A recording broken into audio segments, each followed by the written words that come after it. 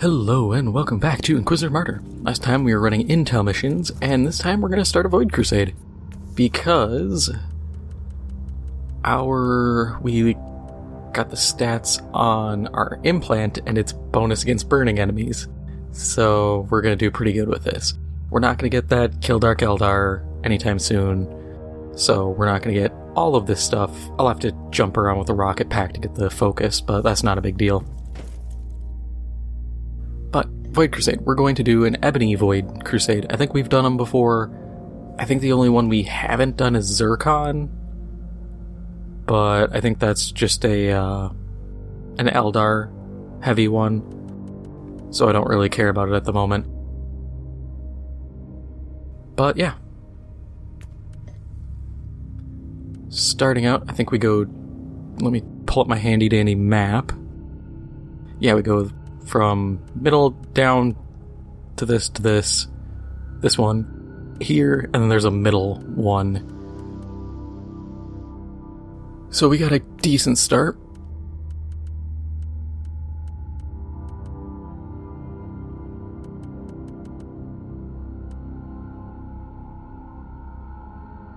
And that's entirely doable for hazards.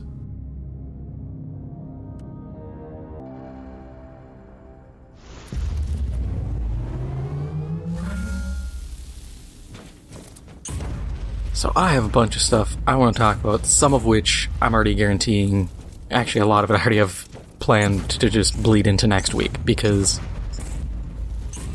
there's stuff that's all of it's kind of pertinent to the moment, but some more than others.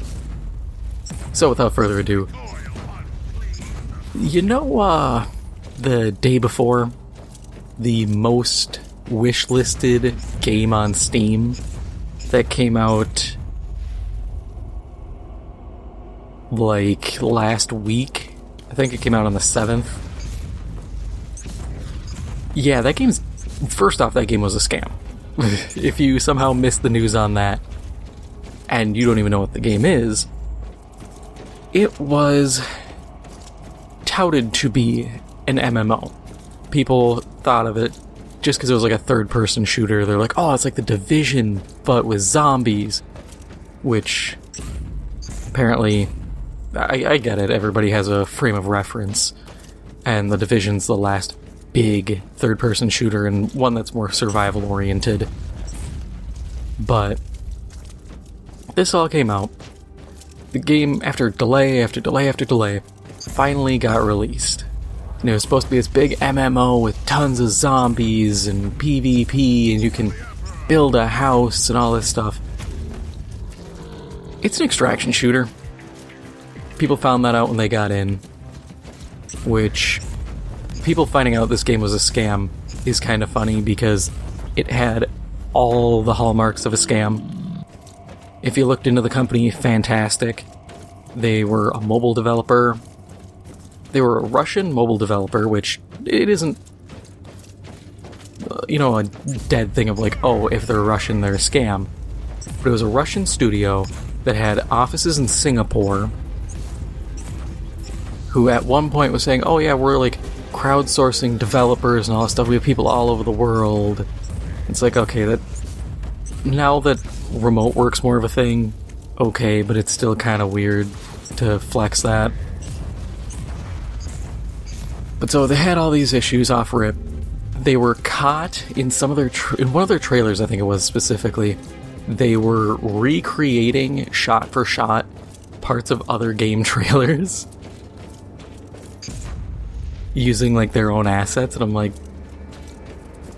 I get if you want to make like an homage, but why are you doing shot for shot remakes of parts of these trailers? That is terrible.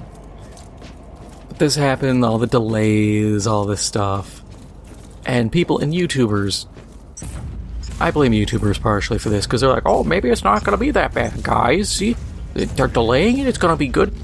Like I said before, a delay does not mean a game is good.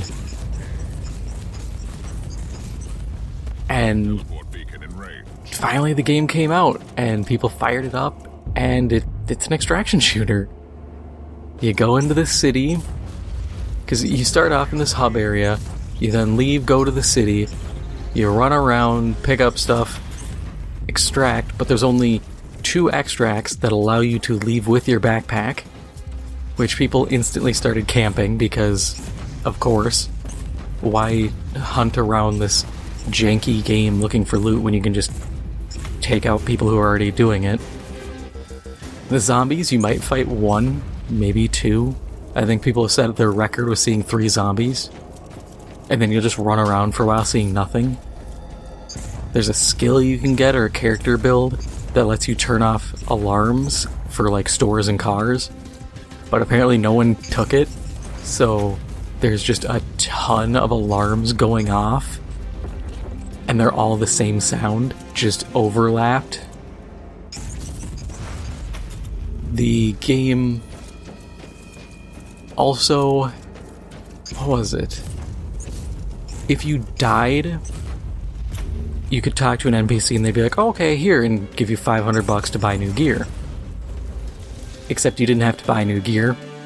You could just take the $500, turn around, go back out, die as quick as possible, get another 500, store it, turn around, go out, die, get another 500 again and again and again.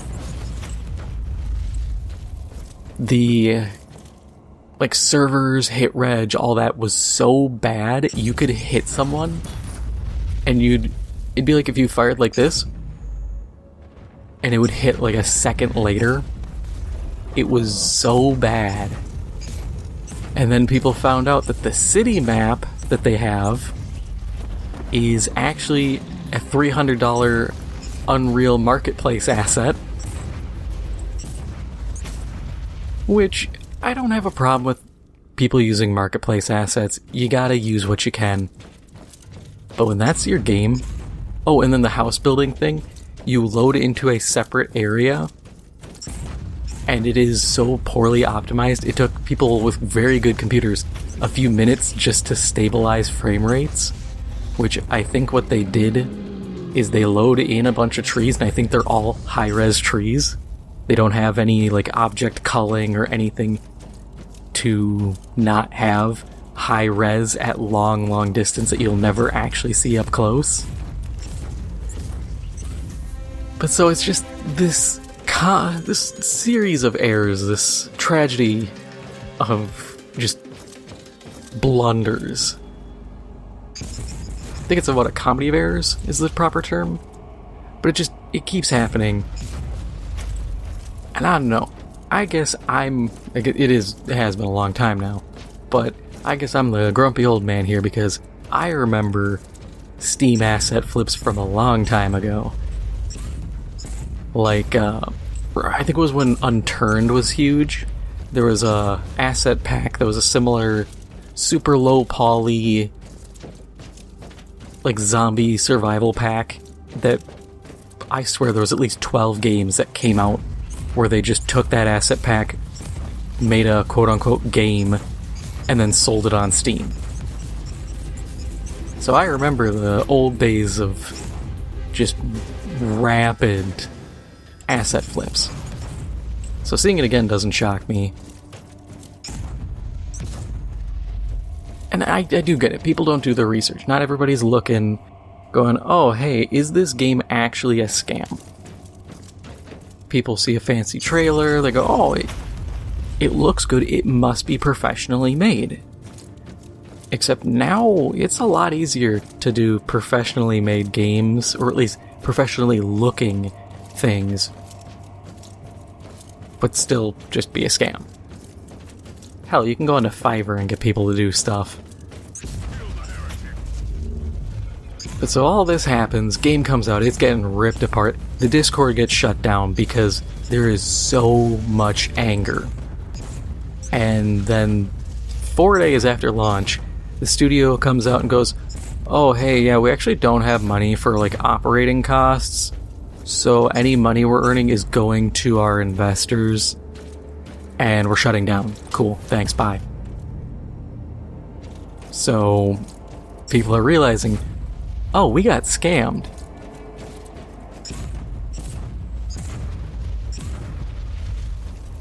They made that prop hunt game to make it look like they have some competence, and then they just dipped on this.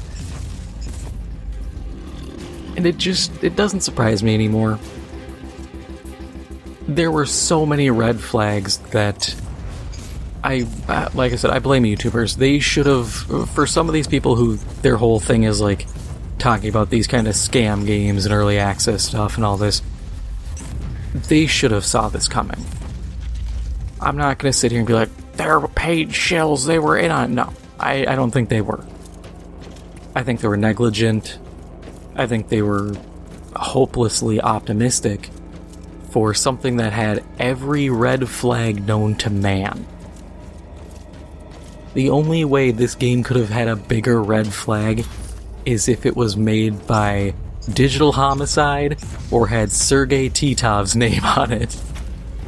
And if you recognize those names, good on you, you've been around here for a while. But it just... I'm shocked, but I'm not shocked. And I laugh. Because this was all exactly what I would expect. Nothing more, nothing less.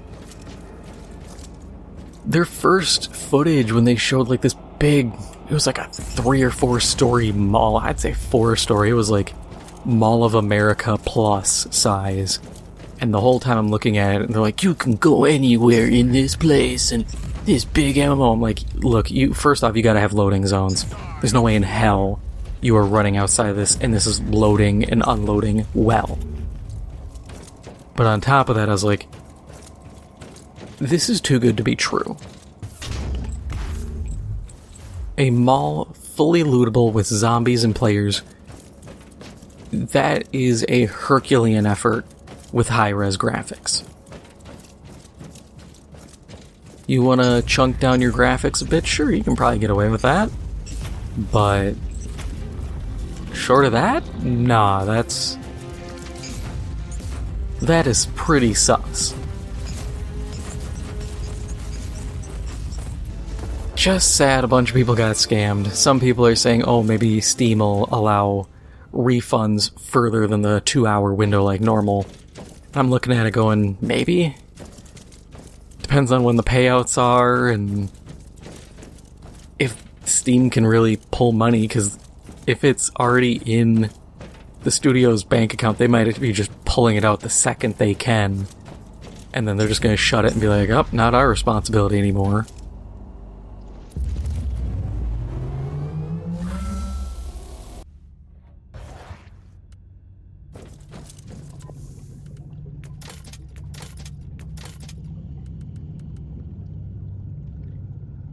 Nah, that's not that good.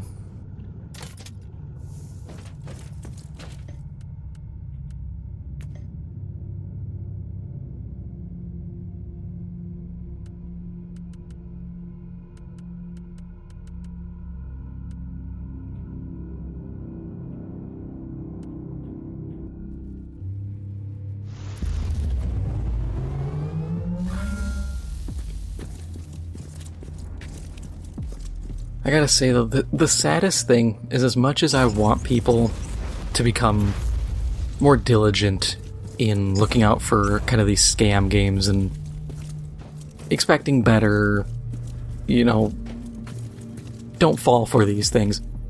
People have short memories, and there's always someone new entering the hobby.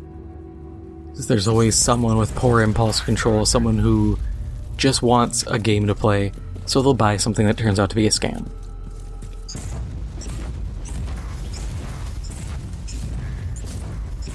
Which in the end is unfortunate.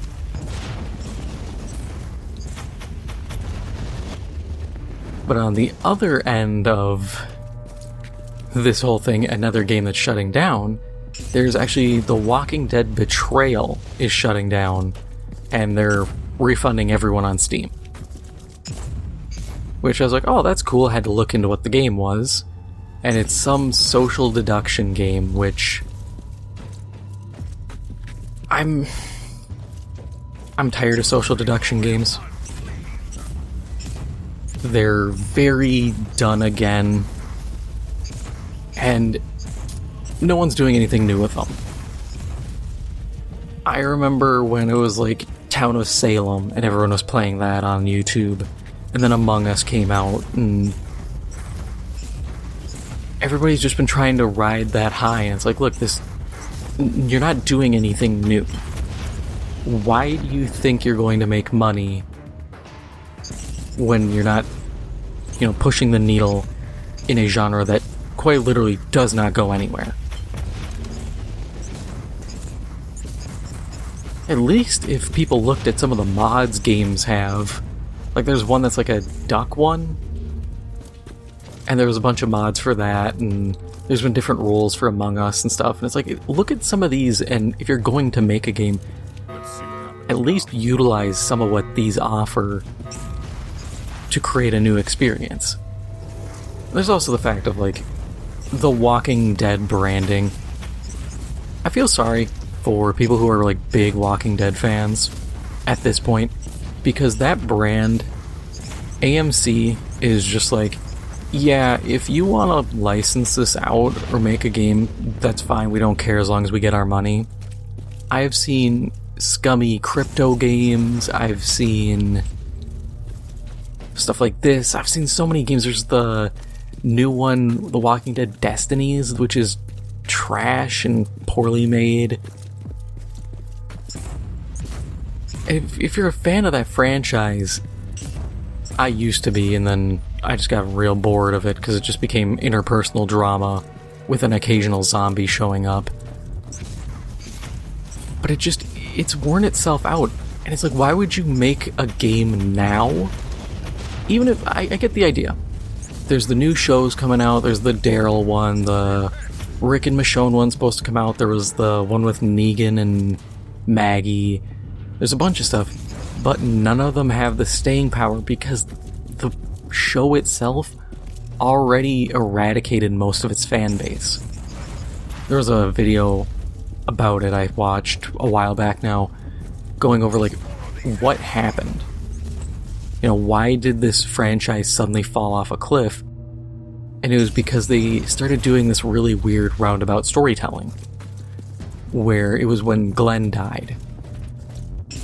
And instead of picking up the next episode being like, hey, here's what happened, they proceeded to do like 6 episodes telling other people's perspectives and stuff going on with them. And then it was finally like, oh, now that everybody's kind of done their part, now let's go back to Glenn. And people were tired. They're like, well, I really waited this long for the fake out, like, because it wasn't his like death butt from Negan, it was when he was thought to be eaten by zombies. But that was something where you needed a follow-up. By dragging it out so far, it alienated fans, and then they kept leaning into this kind of round-robin storytelling system, and it absolutely just was a pile driver to the momentum of the show and fans. But so, why would you use this brand? Tragically, it's damaged goods. It's a bad franchise now. Could it be recovered? Yeah. But at that point, you wait until it's recovered. Unless you're trying to get in early hoping that the new stuff will pull in a bunch of people and be a banger, and then you got a contract for licensing cheap. I wonder what this machine does. But if you're that strapped and you're like, oh, I gotta get in early and hope for the best, maybe just don't. You're already putting yourself in a bad spot. Yeah, so we've had a couple interesting little things go on as of late.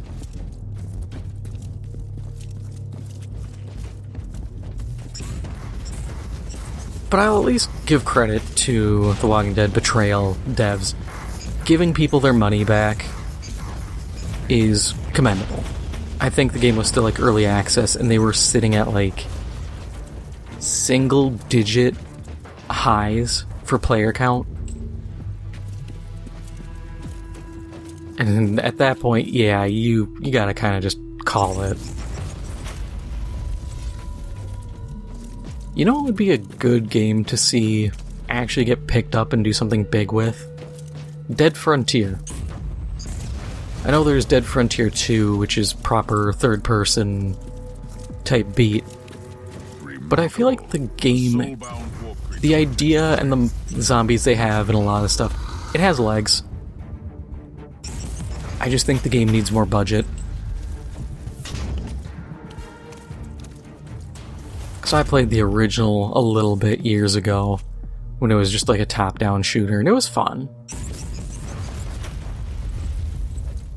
Stuff like that, or there was SAS Zombie Assault 4. Kind of sad we never got a Zombie Assault 5. At this point, I'd almost expect them to do like a proper FPS with it, which would be fun, but those were like it was like a Flash game more or less, and I can't see them really dumping a lot of money investment into it. And they did like loot box progression, which good luck doing that now.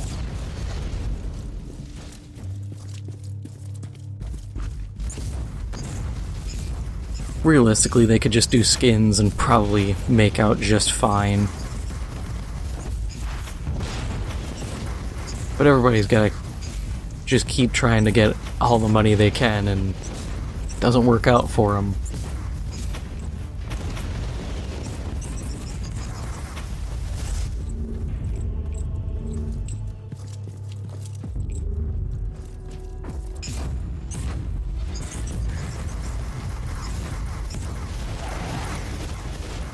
Oh yeah, I have to use my jet boost.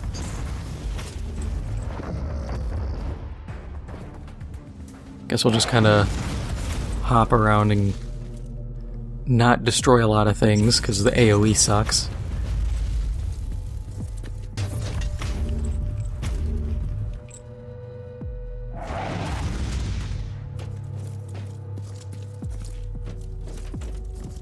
Oh, I forgot to mention too, yesterday's episode about the Game Awards.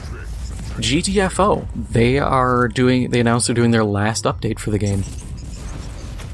Which, I have to say, I don't know if it's due to like lack of player retention or something. I could see that. Extreme difficulty is a novelty thing. You really can't expect, gangbuster success when your game essentially hinges on having a team of competent people, and anyone screwing up can doom the whole project, or the whole run. That's not a good thing for a lot of sales. Cool idea, but it's rough. But I had to give them credit, because a lot of games, when it comes to like ending it, first off, they drag their feet. They will hold off on ending their game for as long as humanly possible until it is single digit player counts.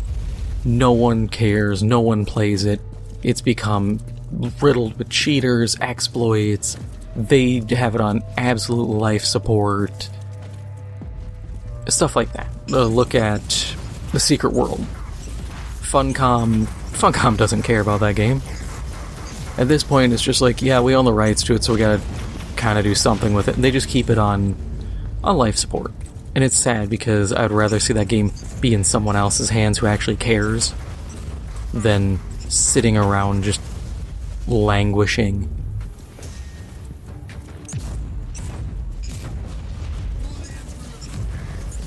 But at least 10 Chambers acknowledges, like, hey, we're finishing this. It's been fun, it's been real. It's commendable. I hope whatever they make next is good.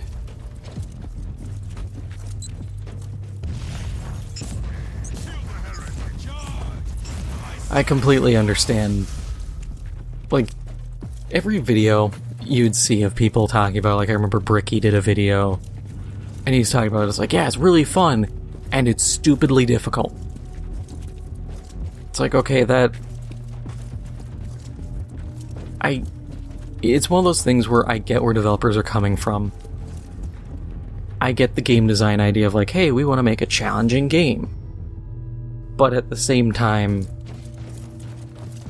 it's a problem.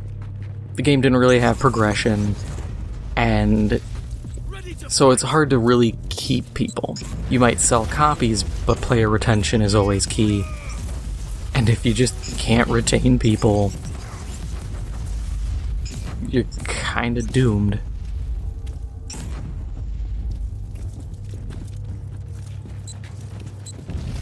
And yeah, I'm hung up on the difficulty, because that's always a rough one.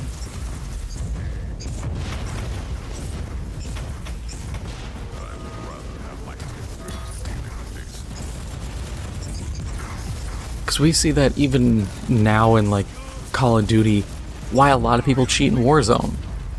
They're coming home from work, they want to win.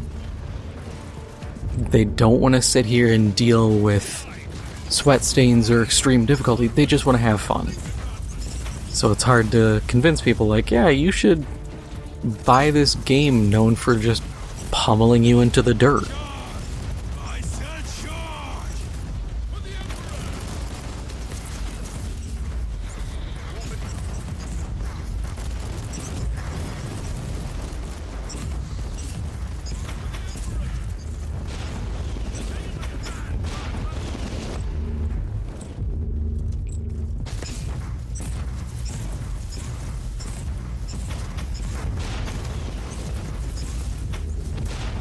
I do wonder if someone will pick up that mantle, though, and try to make a new, kind of challenging game.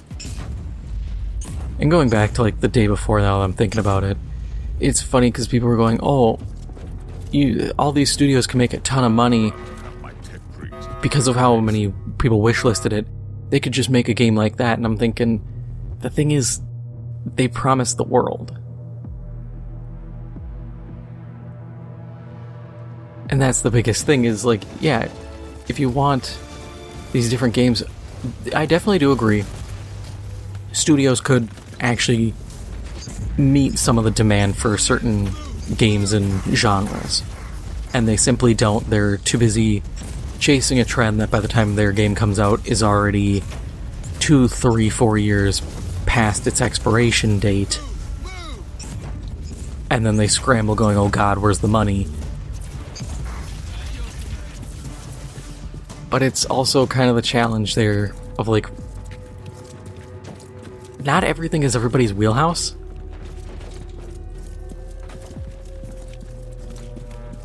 Genuinely, who would you trust to do a zombie MMO?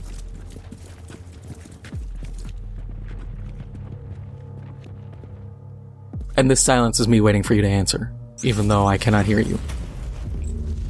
Because I don't know. People are like, oh, like, The Division. I would not trust Ubisoft to do it. The Division is such a janky game. And if we're doing a fast, dirty, like, rip out a bunch of human NPCs, slap zombies in, new game type beat, it's gonna be awful.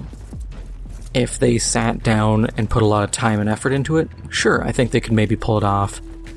I think they have the infrastructure, but also for a lot of Ubisoft, which this is going to be a rich statement, a lot of Ubisoft, their development cycles have gotten shorter and shorter. And now they've had to start kind of working back to having decent development cycles because they started realizing, oh, we're producing crap. And people don't like that. You know, just quick, dirty pump out here, it's not a good idea because the games are sloppy, they're poorly done, they're coming at the expense of previous works, which are now bad. Lots of problems.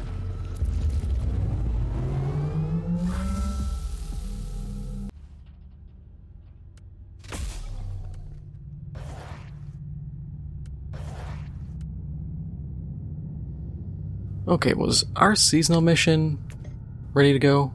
No, not yet.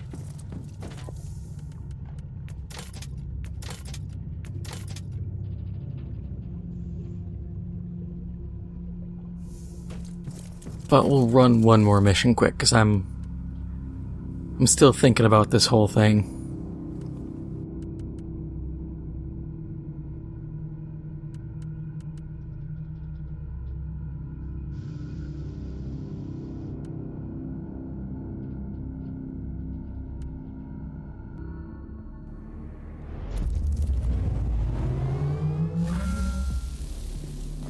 Thinking about it more and more, yeah, I do believe Ubisoft would be the best option for a zombie MMO. But I think the best version, whether you include PvP or not, I think the best version would actually be to take their version of Division Heartland, which hasn't even come out and didn't get a release date because why not? But use that. Losing gear, you could make it fairly hardcore, make turrets and all your shade tech stuff a bit harder to find and harder to get your hands on.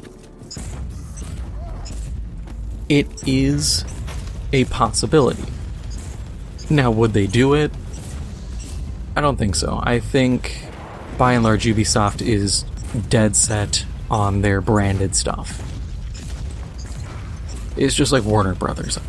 I would love to make games, even if I have to work for Warner Brothers, using like the Nemesis system. I think there's infinite potential. But I also acknowledge like that system and a lot of the stuff with it just really isn't viable. Like, not that it isn't viable, they're just not going to budge on any of that. They're dead set in branded content.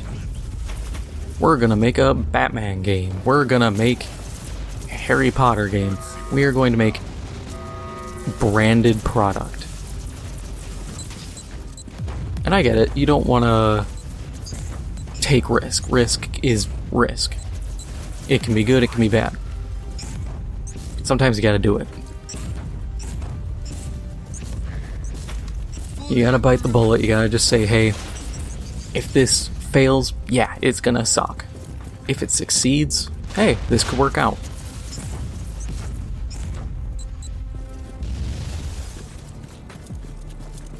You just can't do like what Crowd Control Productions did with World of Darkness, where they sat on it for God knows how long, or like what happened with, or what kind of still to this moment is happening with Skull and Bones, where they've sat on that game for how many years, delay after delay after delay after delay. You gotta kind of just do something.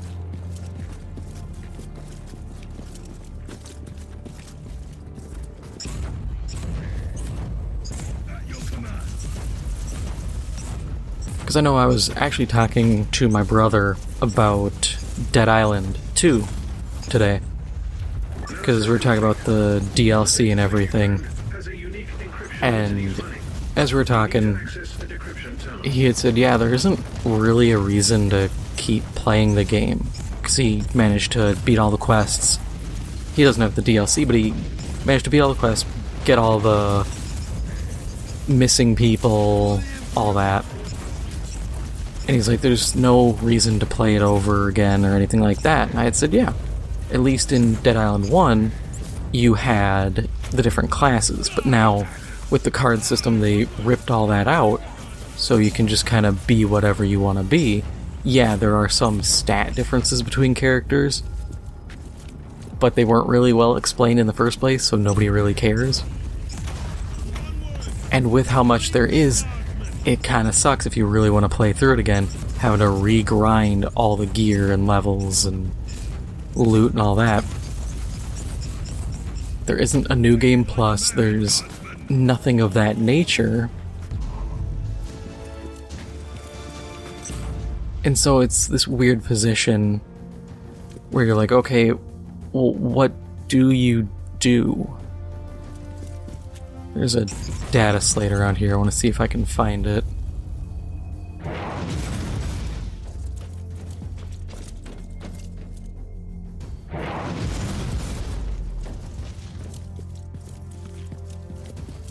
But that's always the big thing, is just what do you have to keep people playing? And zombie games have that problem really bad. Do you go kind of the hardcore route? We'll just call it the Tarkov route of gear permanence. It's punishing, but you can... Your highs are high, and your lows are real low. You're on top of the world when you got gear, but when you lose your gear, you're in trouble. Or do you go kind of the Souls route and do New Game Plus? Okay, increase difficulty, but you've done everything. Do you try to add new difficulty, do something like Remnant and give enemies modifiers? Well, that starts to lean into more ARPG route. And that only really works for bosses. If you start giving random guys, like, kind of those prefixes and suffixes, it gets wonky. So then your next route is even more hardcore, but it's along the lines of, like, Mutant Year Zero. Which, if you never played that, it's a pretty good pen and paper RPG. Never played the Road to Eden game. But the pen and paper, your whole goal is maintaining your arc, which is just a fancy name for your town. And at the end of every session, your GM, your game master, rolls a die and says like, oh, you have a low food score at your town and this many people died of starvation. Oh, your medicine score is low. There's a cholera outbreak. Some people died. There was this, that, the other thing. Maybe your stats are all good, but people still die. Oh, some people died of old age. Some people went out and died in a hunting accident. It's this progression of trying to keep your town up, but maybe raiders attack and you lose a bunch of people and stuff gets damaged, so your town goes back down. And the problem there, that's a thing for a specific kind of person. I love it. I think it's fun because it's that endless play of, I can keep upgrading my town, I can keep striving to fix it, maybe I get attacked while I'm away, or my defenses are bad, I lose people. It happens. But for a zombie game, it is viable, but I don't think anybody's tried it. And it might be too difficult. I don't fully know. But anything's better at this point than what the day before has become, or what it really was since its inception.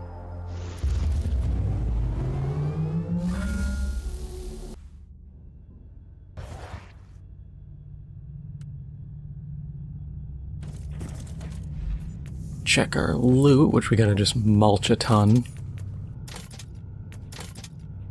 Did we get anything worth noting? See, that's nice, but it's only 4 stat. Also, the physical vulnerability on physical damage hit. Okay, so that will work for both loadouts, but it's just the problem of 4 stat, and I'd have to start building around berserk tokens. And my current stuff is already really good. Short of that, we didn't get much. We got a lot of shards, that's always good. And psalm codes. But in general, we didn't get a ton, but that's fine. What's our... oh, unspent skill point. Let's get through our health tree. Oh, we're almost there. Just one more, and then we get the 10% each. Rest of this... yeah, rest of this we don't need. One more, and that's fully done. And it's gonna... I think it'll pay out pretty well. It's another 800 HP. That's that is solid. 600 suppression, I think we'll be doing real good at that point. But that is all for now. If you enjoyed this episode, make sure to hit the like button, it helps out the channel a lot, and if you haven't already, make sure to hit the subscribe button. Thank you for watching, and I'll see you in the next one.